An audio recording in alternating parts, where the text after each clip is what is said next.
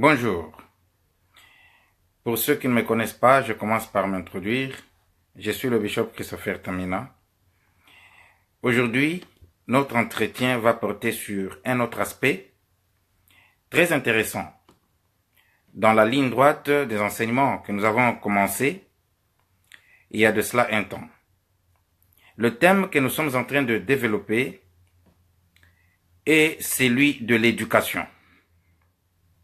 Nous sommes en train de faire une lecture des récits bibliques, des passages bibliques qui nous ont été présentés toujours de manière singulière, d'une certaine façon pour renforcer certaines conceptions, mais que nous pouvons relire avec attention et avec détachement, afin de pouvoir soutirer de ces écritures et de voir dans ces récits autre chose que ce qu'on nous a toujours enseigné.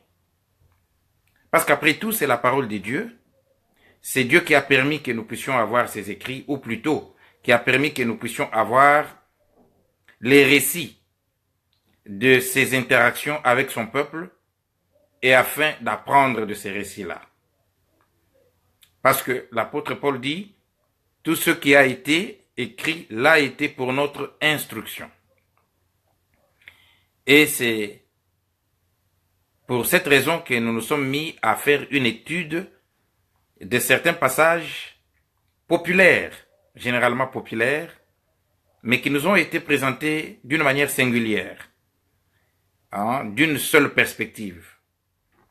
Et l'objectif de ces enseignements, nous avons dit, est de motiver les enfants de Dieu à faire mieux, à évoluer, à se parfaire, à exceller dans leurs domaines respectifs et dans les vocations auxquelles le Seigneur les a appelés. Aujourd'hui, nous allons lire un passage très intéressant dans l'épître de Paul aux Romains. Nous prenons Romains chapitre 12, verset 1. C'est un verset très populaire qui est connu des hommes de Dieu et des chrétiens.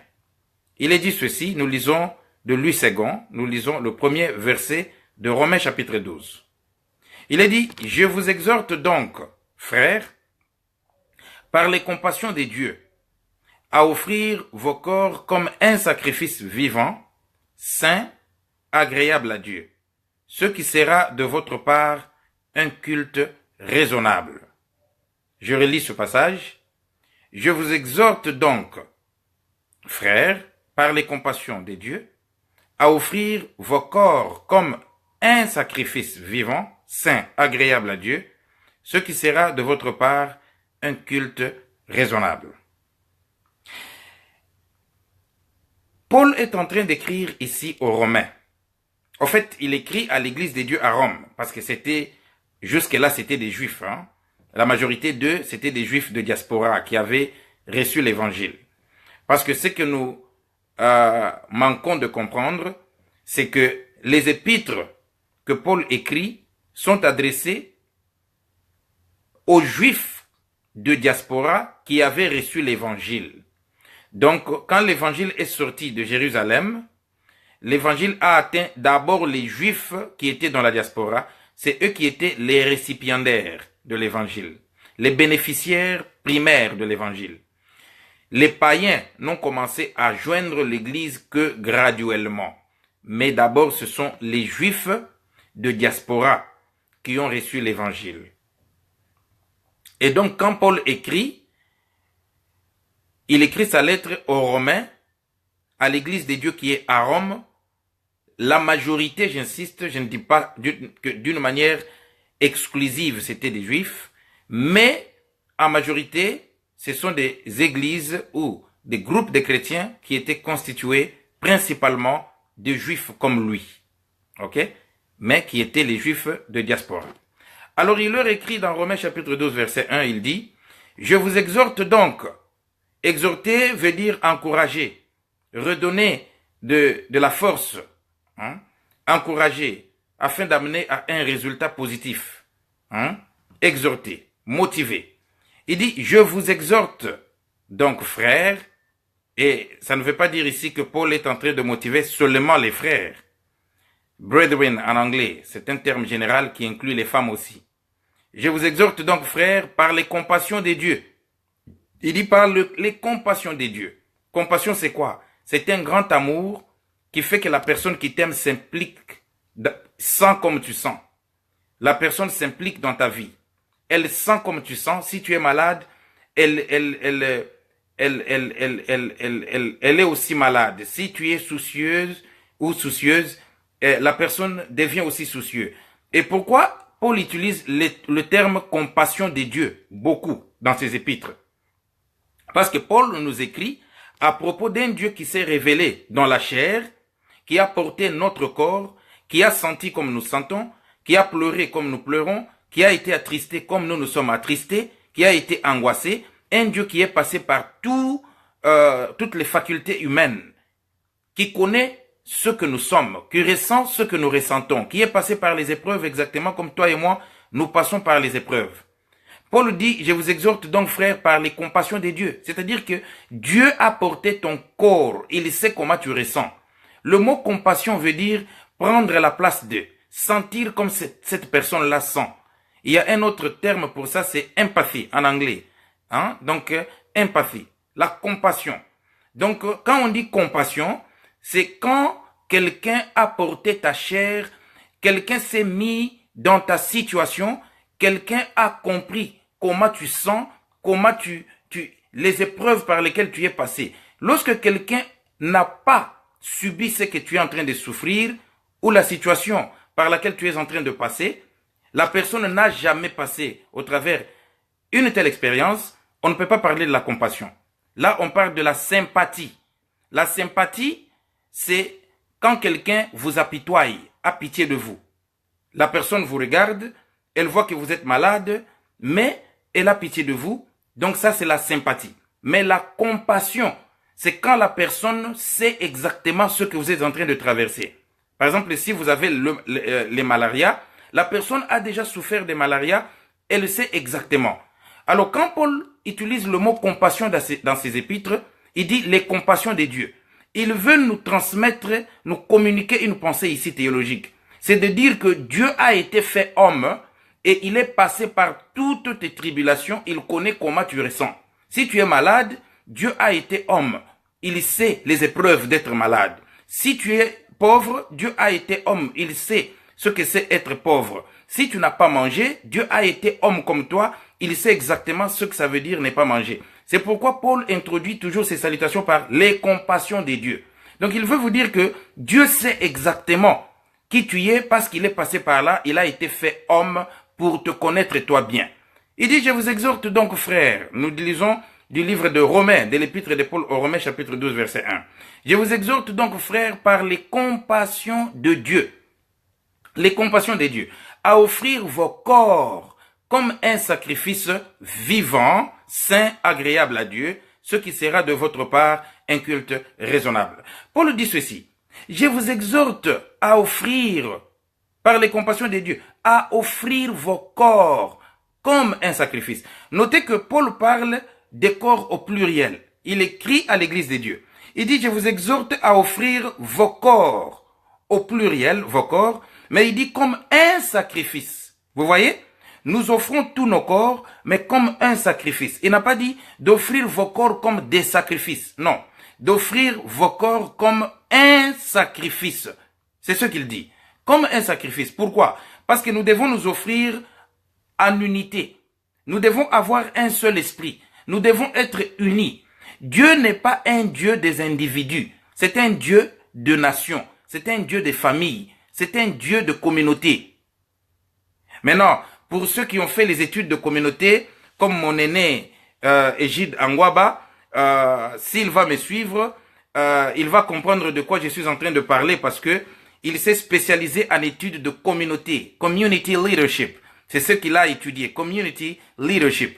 Dieu ne traite pas avec l'individu comme un électron libre, isolé de sa souche, isolé de son socle, isolé de sa communauté, isolé de sa nation, isolé de son pays, isolé de son peuple, isolé de sa famille. Non, Dieu traite avec l'individu toujours comme faisant partie d'un ensemble. Dieu ne traite pas avec l'individu de manière isolée. Il traite avec l'individu as part of a whole, comme faisant partie d'un tout indivisible. Vous comprenez? Donc, quand il dit, je vous exhorte à offrir vos corps comme un sacrifice, Paul est en train de nous rappeler que nous sommes un peuple, une communauté. Dieu ne guérit pas seulement un individu. Dieu guérit le pays. Dieu guérit the land.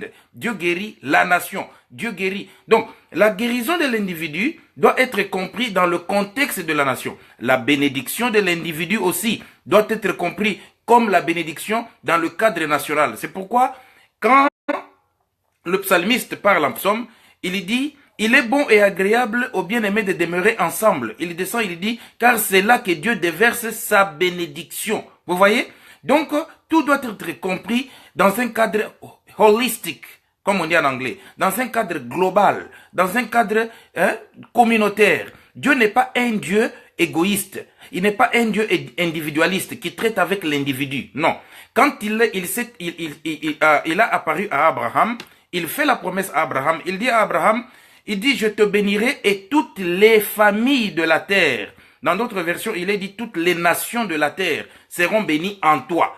Donc, la bénédiction que Dieu promet à Abraham n'est pas seulement à lui-même. C'est une bénédiction qu'il reçoit dans le cadre de vision communautaire, de vision nationale, de vision des familles. Vous voyez? Donc, Dieu est un Dieu de famille, de communauté, des nations. Il dit, offrez vos corps comme un sacrifice. C'est ainsi que Jésus a dit, pour corroborer ce que je suis en train de dire avec un passage du Nouveau Testament, Jésus a dit, tout ce que vous demanderez, il dit ceci, Jésus dit, là aussi, il dit, si deux personnes s'accordent, hein, alors tout ce que vous demandez, il dit, si vous vous accordez, alors tout ce que vous demandez à Dieu, cela vous sera donné. Si vous êtes d'une même pensée, vous vous accordez. Et le verbe accorder vient du mot grec symphonéro, qui produit le mot français symphonie. Donc quand Jésus dit, si vous vous accordez, quand il dit, si deux ou trois s'accordent, Jésus parle de la symphonie. Donc nos pensées doivent s'accorder comme si on jouait de la musique pour Dieu. La symphonie, la musique classique. Maintenant, quand nous prions à Dieu, ensemble, et que nous nous accordons, comme la musique s'accorde, vous vous rappelez de l'appareil musical qu'on appelle l'accordéon. Donc si nous prions à Dieu, et que nos pensées ne sont pas une seule pensée, nos esprits ne sont pas un seul esprit, Dieu ne recevra pas notre prière, parce que la prière monte à Dieu avec des dégammes, avec les notes mal placées. Les gens qui chantent connaissent bien ce dont je suis en train de parler. Si vous êtes chanteur ou musicien, vous comprenez quand quelqu'un dégamme, quand la note n'est pas bien placée, quand le guitariste prend mal la note, ou bien c'est lui qui chante, ou bien c'est lui qui, je ne sais pas moi, joue à la synthé. Vous savez combien ça fait mal, ça fait mal. Vous avez envie qu'il arrête. Donc, Dieu dit, Jésus dit, quand vous priez et vous n'êtes pas d'un seul esprit, vous ne vous accordez pas, c'est de cette façon que Dieu entend votre prière. Pourquoi? Parce que Dieu nous voit comme un tout indivisible. Nous faisons partie de la communauté. Il dit, offrez vos corps comme un sacrifice vivant. Pas un sacrifice mort, un sacrifice vivant. Pourquoi il dit vivant? Parce que quand tu viens à Dieu, tu dois avoir quelque chose, tu dois perdre quelque chose. On ne s'offre pas à Dieu quand on est en position de faiblesse, on a déjà tout fait dans la vie, on n'a plus rien à perdre. J'entends souvent les gens dire, oh, telle ou telle personne avait donné sa vie sur le lit d'hôpital, on a prié pour lui, donc il est allé auprès du Seigneur. Qui vous a dit que le Seigneur donne la vie éternelle aux gens qui le reçoivent sur le lit d'hôpital? Qui vous a dit ça? Je ne dis pas qu'il ne peut pas, il est souverain, mais seulement qui vous a dit que c'est une règle?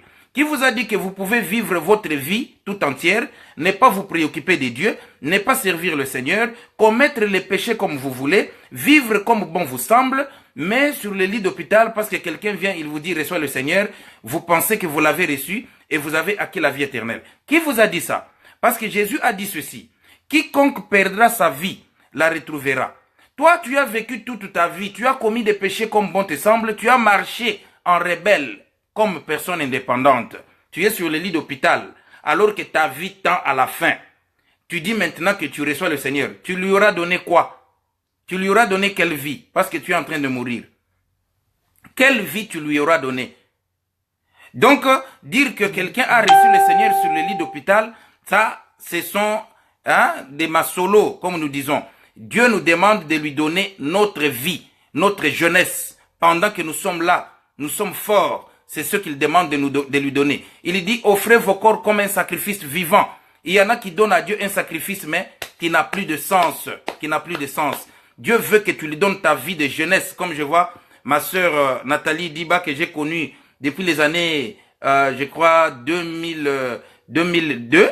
Je l'ai vue pour la première fois, je crois, en 2002. J'ai vu cette fille, une jeune fille, chanter, danser pour le Seigneur. Et jusqu'aujourd'hui, elle est constante, elle continue à servir le Seigneur. Ça, c'est l'exemple d'une personne qui a donné sa vie à Dieu, qui a donné son corps comme un sacrifice vivant, pas mort, un sacrifice de vigueur, mais elle a donné sa vie à Dieu.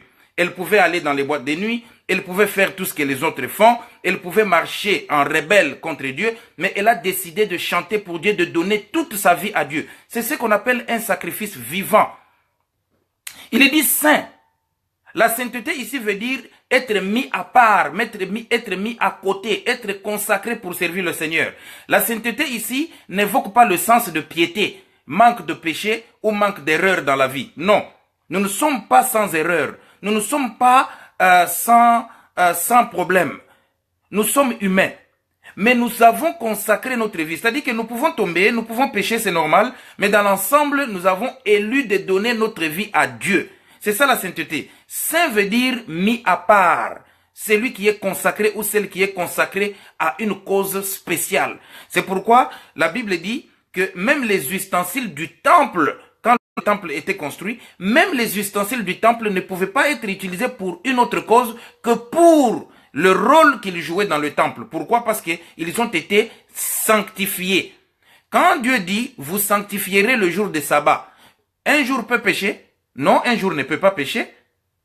Mais il dit, vous allez sanctifier le jour de sabbat. Ça ne veut pas dire que le jour a péché. Non, ça veut dire que vous allez consacrer ce jour-là uniquement pour moi. Donc quand il dit, offrez vos corps comme un sacrifice vivant, saint, ça veut dire que vous vous consacrez entièrement à Dieu, pour Dieu. Il dit agréable à Dieu. Ça, c'est intéressant. Il dit agréable à Dieu. Un corps, offrez vos corps comme un sacrifice vivant, saint, agréable à Dieu. Il est une chose d'offrir, de s'offrir à Dieu, mais il en est une autre quand Dieu vous agrée. Parce que Dieu peut ne pas vous agréer, parce que votre sacrifice n'est pas vivant, parce que votre sacrifice n'est pas saint. Parce que vous suivez beaucoup de chemins à la fois. Vous êtes chrétien, mais vous êtes divisé. Vous n'avez pas une attention focalisée sur le Seigneur, soutenue pour les choses de Dieu.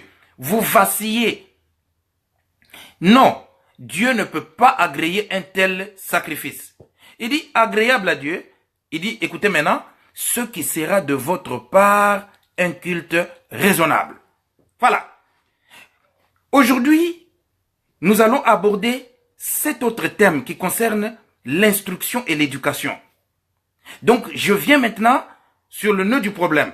Nous n'allons pas finir ça aujourd'hui. Nous allons peut-être conclure dans la vidéo qui va suivre. Il dit, ce qui sera de votre part un culte raisonnable. On nous a souvent présenté Dieu comme un Dieu qui ne travaille qu'avec des insensés, des gens illettrés, qui n'ont pas étudié. Dieu n'est pas... donc Dieu, c'est un idiot. Dieu, c'est un illettré. Dieu, il aime les illettrés. Il aime les gens qui n'étudient pas. Dieu n'aime pas les gens intelligents. Hein? Dieu, c'est un sot. C'est ça ce qu'on veut nous faire avaler. Mais je vous dis aujourd'hui que jamais Dieu n'est pas un sot, Dieu n'est pas un idiot, Dieu n'est pas un insensé, Dieu est le premier des intellectuels. Je vais vous le démontrer, j'ai commencé à démontrer dans mes vidéos depuis et je continue. Dieu est le premier des intellectuels. Il n'y a pas d'intellectuel comme Dieu. Écoutez Paul ce qu'il dit. Il dit ce qui sera de votre part un culte raisonnable. Voyons seulement le mot culte d'abord. Je vais vous lire le dictionnaire étymologique de français en ce qui concerne le mot culte. Écoutez le mot culte. Qu'est-ce qu'on dit du mot culte? Je vais vous lire. Il est dit ceci. Le mot culte, écoutez, Ça va vous étonner, vous allez aimer ça. Le mot culte, qu'est-ce que ça veut dire, le mot culte? Patientez un peu. Étymologie. Écoutez, le mot culte. On dit, écoutez, étymologie, culte vient du latin cultus, dérivé du verbe colere, qui veut dire, au sens propre, cultiver. Vous suivez? Donc le mot culte vient du mot latin cultus, dérivé du verbe colere, qui veut dire au sens propre, ça veut dire cultiver. Ça devient intéressant, hein? Donc le mot culte vient essentiellement du verbe colere, du mot cultus en latin et du verbe colere qui veut dire au sens propre cultiver. Maintenant, écoutez, on dit et par extension rendre un culte. Voilà, je reprends. Culte vient du latin cultus, dérivé du verbe colere qui veut dire au sens propre cultiver et par extension rendre un culte. Rendre un culte. Vous me suivez? Rendre un culte, c'est donc, la définition continue. Rendre un culte, c'est donc cultiver une relation avec une divinité et vouloir la faire fructifier pour le plus grand bénéfice moral et matériel. Paix, richesse, prospérité, bonheur, salut, santé, tout ça, etc. De l'individu ou de la communauté qui le pratique, le culte. Vous me suivez? Laissez-moi relire encore. Rendre un culte, c'est donc cultiver une relation avec une divinité. Dans ce cas, avec Dieu, le créateur des cieux et de la terre. Et vouloir la faire fructifier. Faire fructifier cette relation. Pourquoi? Vous faites fructifier la relation pour la prospérité. On dit pour le plus grand bénéfice moral et matériel. Moral et matériel. C'est-à-dire que vous faites fructifier votre relation avec Dieu pour un bénéfice moral. Ça va vous rendre une personne meilleure. Vous serez droite, une personne droite, vous serez sincère, vous serez bon dans vos relations avec des gens, vous serez moral, vous aurez une bonne, vous allez présenter une bonne éducation, vous aurez des bonnes mœurs. C'est ça le culte. Alors, moi je ne comprends pas comment quelqu'un peut dire qu'il adore le Seigneur, parce que culte veut dire adorer. Je ne peux pas comprendre comment un chrétien peut dire qu'il adore le Seigneur, mais il est impoli. Il peut dire qu'il rend un culte à Dieu, mais il est insolent. Il peut dire qu'il rend un culte à Dieu, mais il manifeste tous les travers de la chair que les gens sales manifestent. Lui aussi manifeste ça. Mais il dit il rend un culte à Dieu. Mais quand tu prends un intellectuel qui a été chez les prêtres catholiques, qui ne parle pas à l'église comme toi, qui ne parle pas en langue comme toi, mais qui est passé seulement par les mains des jésuites. Les jésuites l'ont pris. Ils l'ont lavé. Cette personne est polie. Cette personne est respectueuse. Cette personne a de bonnes manières. Cette personne rend culte à Dieu plus que toi qui pars à l'église, qui parle en langue. Plus que toi qui te promènes avec la Bible comme un tabouret chaque jour. Cette personne exhibe le bénéfice du culte. Toi, tu n'exhibes pas, tu ne démontres pas les qualités de quelqu'un qui adore. Parce que le culte, on dit bien, c'est cultiver une relation avec Dieu et vouloir faire fructifier cette relation-là pour le plus grand bénéfice moral et matériel. Nous, aujourd'hui, nous ne voyons que le bénéfice matériel. Nous prions pour avoir la voiture, nous prions pour le mariage, nous prions pour les habits, nous prions pour des enfants, nous prions toujours pour des biens matériels tangibles qui sont palpables. Mais nous ne comprenons pas que le bénéfice moral vient d'abord. Le bénéfice moral prend préséance sur les bénéfices matériels. C'est pourquoi il est dit ceci dans troisième épître de Jean. Il est dit, prospère à tous égards. Il dit d'abord, sois en bonne santé et prospère à tous égards, comme prospère l'état de ton âme. C'est-à-dire le bénéfice matériel de l'âme. La prospérité de l'âme vient d'abord en premier lieu, ensuite la prospérité matérielle s'ensuit. Et c'est ce qui est dit ici, pour le grand bénéfice moral d'abord et matériel. Mais tu trouves des gens qui disent qu'ils prient le Seigneur, qui disent qu'ils rendent un culte à Dieu, ils vont à l'église chaque dimanche, ils vont à l'église chaque vendredi, mais ils ne sont pas cultivés. Donc, c'est-à-dire quoi? C'est-à-dire que adorer et être cultivé, c'est pareil, c'est la même chose. Ça veut dire qu'un adorateur, c'est un intellectuel. C'est quelqu'un qui est cultivé. Je vais vous lire ça, vous allez comprendre que Makambu Ezali Minene, hein, comme l'homme Makadi a chanté, Makambu Ezali Minene. Écoutez, je vais vous lire quelque chose. Ça, je viens de lire sur le culte, l'étymologie du mot culte. Maintenant, écoutez le verbe cultiver. Parce qu'on a dit que culte, c'est cultiver une relation avec Dieu. Maintenant, écoutez maintenant cultiver ce que ça veut dire. Je vais vous lire ce que ça veut dire. Cultiver. Écoutez maintenant. Cultiver. Ça va vous étonner. Cultiver. Étymologie de cultiver. Écoutez maintenant étymologie de cultiver. On dit ceci. Cultiver. Cultiver. Écoutez étymologie. On dit cultiver, c'est quoi? Du latin cultus, culte ou culture. Donc le mot culture et le mot culte, c'est pareil. La différence, c'est que le mot culte, c'est quand c'est rendu à Dieu ou à une divinité ou à un personnage qu'on vénère. Mais le mot culture, c'est quand ça se fait entre nous les humains. Vous voyez? Le sens fondamental du mot culture, en anglais culture. Donc quand on dit culture, c'est la façon dont les humains entre eux, parmi eux, développent des relations qui leur bénéficient les uns les autres, qui enrichissent leur caractère. Et je m'excuse beaucoup. Donc, lorsque c'est fait de manière interindividuelle, on dit c'est une culture. Lorsque c'est fait envers Dieu, on appelle ça culte.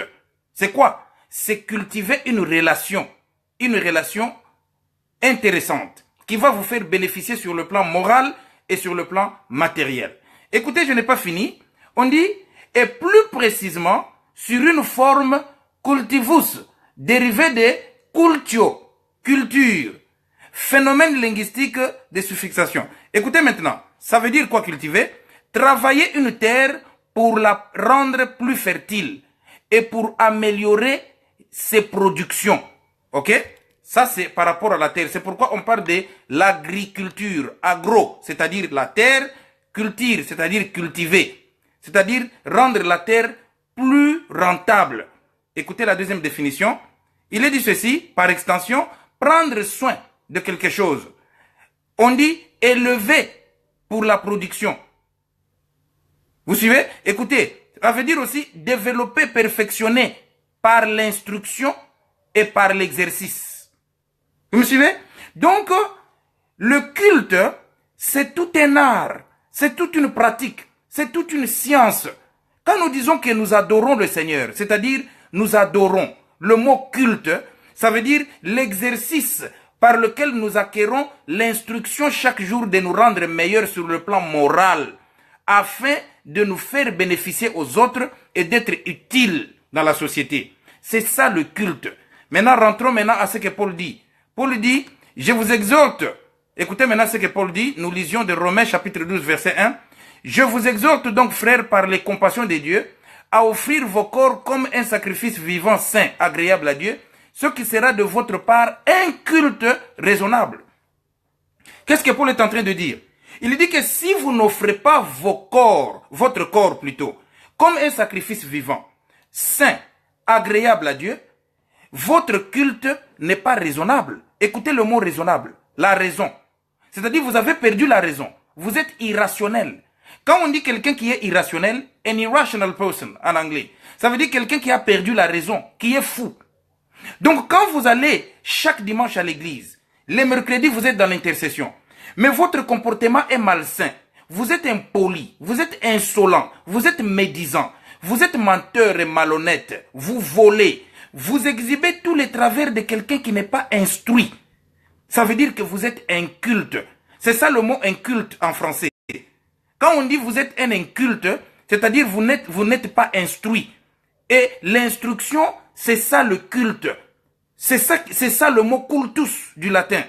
Donc quand vous dites j'adore Dieu, Le culte, c'est devenir intellectuel, c'est devenir instruit. C'est ça le culte. C'est pourquoi on nous enseigne chaque jour les dimanches à l'église. Parce qu'on veut faire de nous des personnes instruites, des personnes intelligentes, des personnes sages. On veut nous donner la sagesse. C'est ça le culte.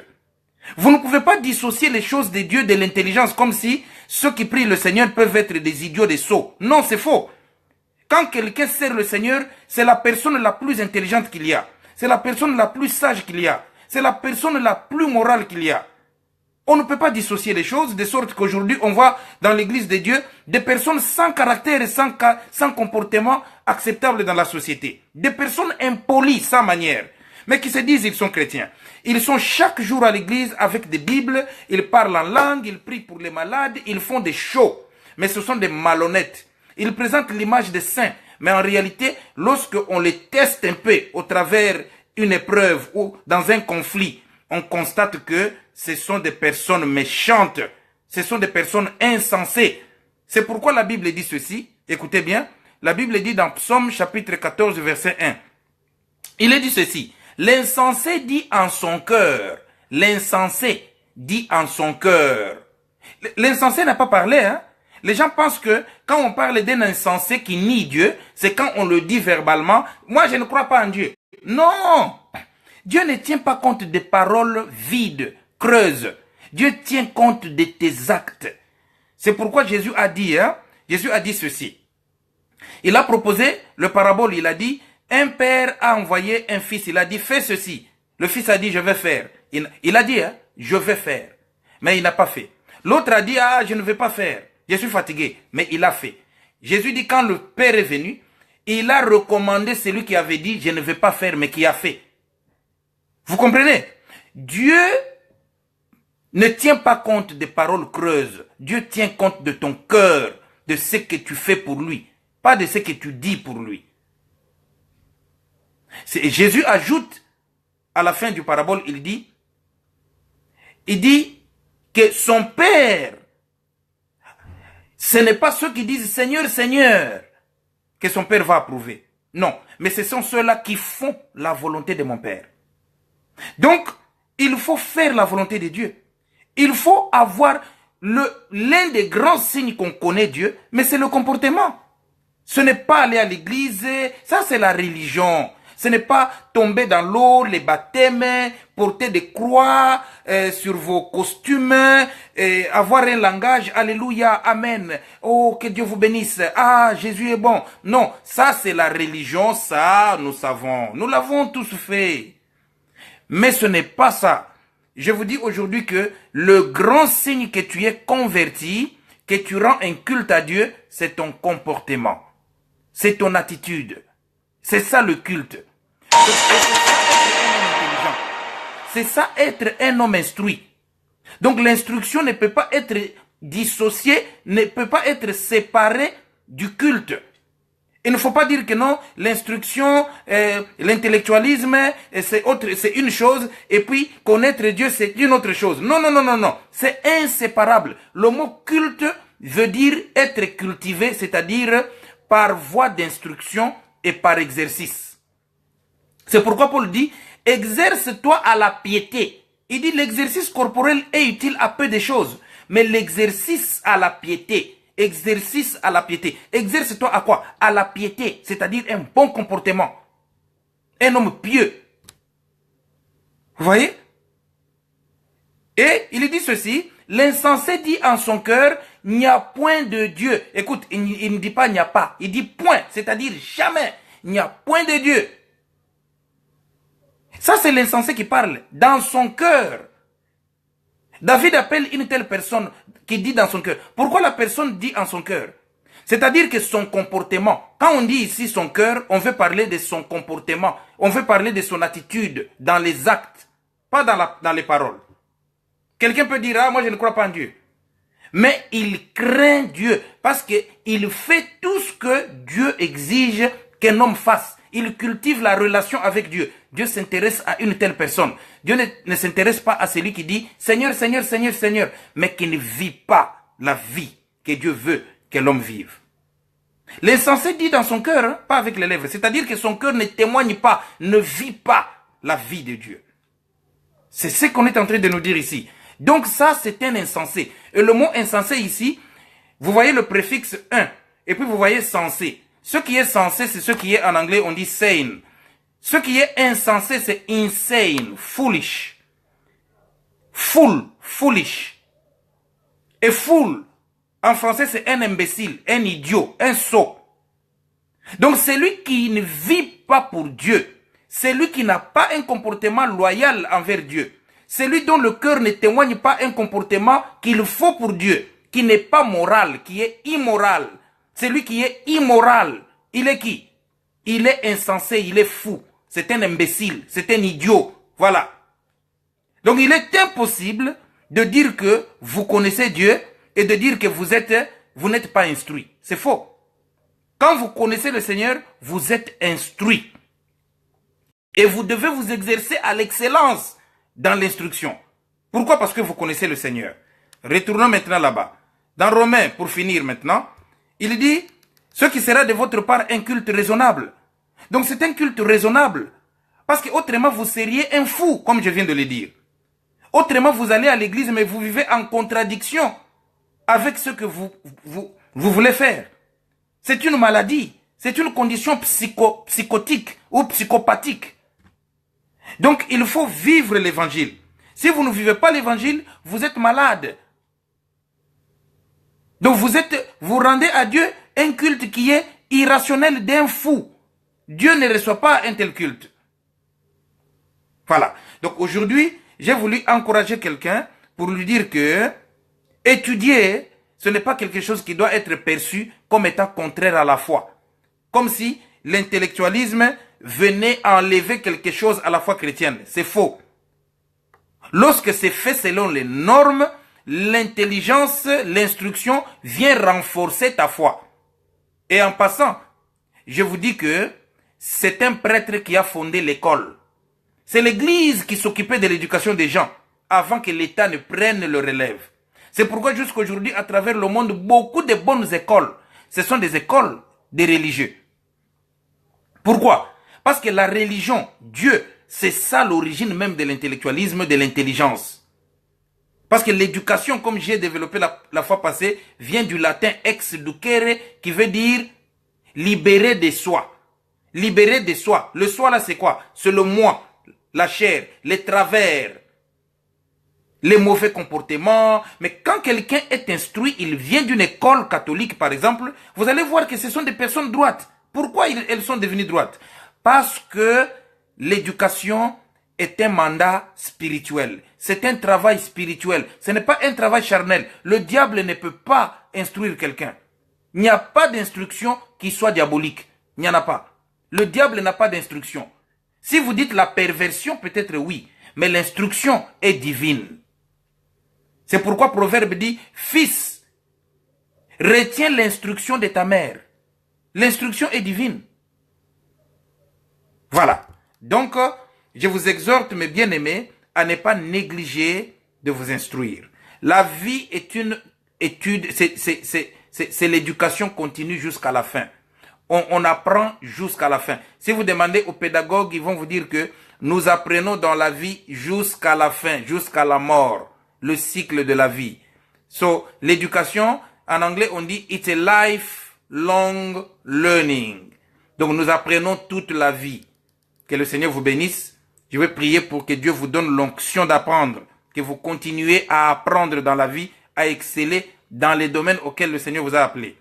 Père, au nom de Jésus, je prie pour ton serviteur, ta servante qui m'a suivi. Donne-lui le courage et l'onction de pouvoir exceller dans tout ce qu'il fait, dans tout ce qu'elle fait. Si c'est une musicienne, qu'elle apprenne encore la musique, qu'elle perfectionne. S'il est enseignant, qu'il devienne un meilleur enseignant. Si c'est un mécanicien, qu'il excelle dans la connaissance de ce qu'il est en train de faire. Dans tout ce qu'il fait ou qu'elle fait, Seigneur, que tu sois avec lui, car l'instruction, c'est ça même le culte. Tu nous as appelés à nous perfectionner les uns envers les autres et envers toi, afin que nous soyons cultivés. C'est ça un homme cultivé, afin que nous puissions nous conformer à notre culture, c'est-à-dire nos relations entre nous et que nous te rendions un culte raisonnable à toi. Merci au nom de Jésus, j'ai ainsi prié. Amen. Que Dieu vous bénisse.